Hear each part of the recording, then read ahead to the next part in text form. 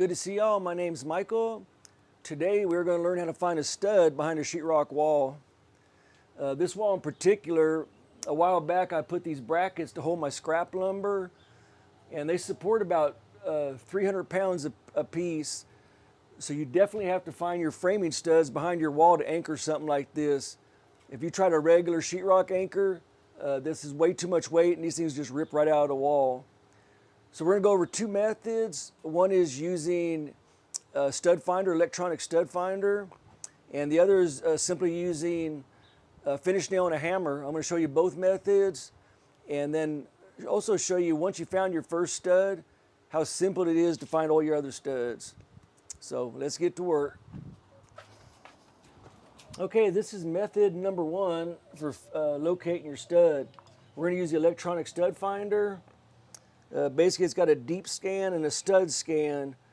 Being this is just half-inch sheetrock, the stud scan will be sufficient for this. Mine has a little button on the side. You just press your button in. Push your sensor against the wall, push your button, and just slide it over down the wall. You wait for it to clear first, like that. Once you see that first red line, you're ready to go. Slide your stud sensor over. Okay, he's got an arrow and a red line there, so that's the left side of our stud. Or so we think. Just to confirm this, we're going to come over from the right, do the same thing. Let it clear like that, and then come on over this way.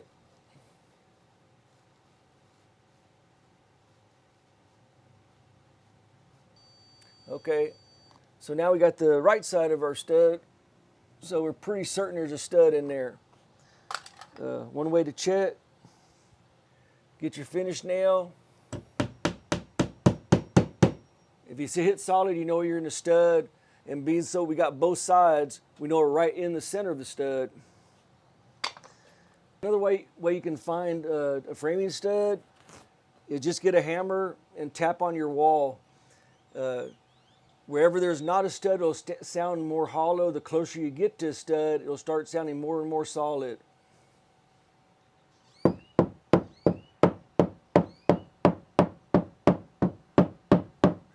Starting to sound more solid. And more hollow again. It takes a while to get the ear for this, quite honestly. We'll try that. Okay, so we got a stud, a framing stud here as well. So either method you use, by tapping or by electronic stud finder, once you found your first stud, you can determine, number one, what the centers are, or how often the studs are spaced from each other. Normally in construction, it's either 16 inches or 24 inches.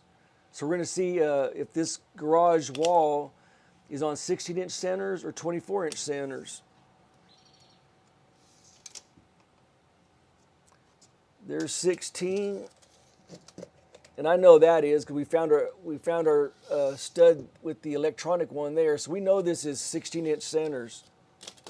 So if you want to find every stud in this wall quickly, all you do is you're going to hook your tape measure and go down your wall. Every 16 inches, you're going to have a stud.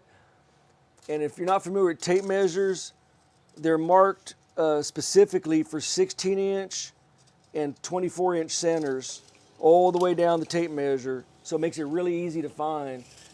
And once you find your first one, you can go both directions, get every stud on this wall.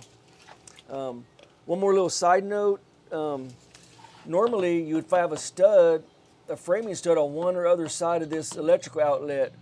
I checked it earlier, and this outlet don't got a stud on either side, which leads me to assume someone put this in afterwards. So that had to been what happened, because in normal construction, you'd have a framing stud on this side or that side. And just so you know, that's another way to determine your centers or where your studs are. Let's say the stud was on this side. You could do the same thing. Set your finish nail and then measure 16 inches this way, 16 inches that way. You'll find every stud in your wall.